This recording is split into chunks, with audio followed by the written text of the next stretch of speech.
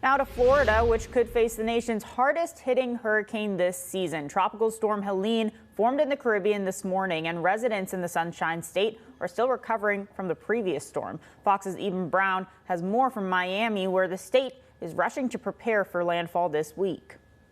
Nearly 2 weeks after Francine drenched the southeast, the region is bracing for another major hurricane.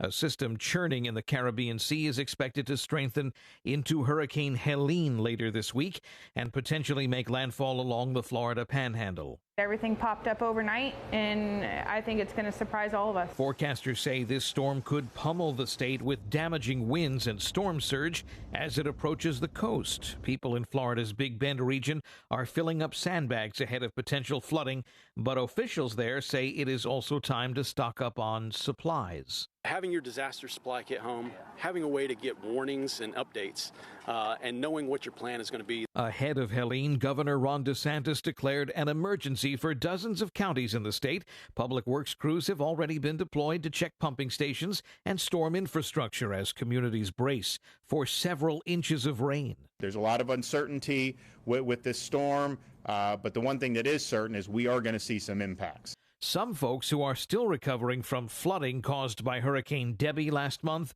are now bracing for potentially more water damage. We're talking about moving that stuff from the garage to a storage unit because our garage goes underwater first.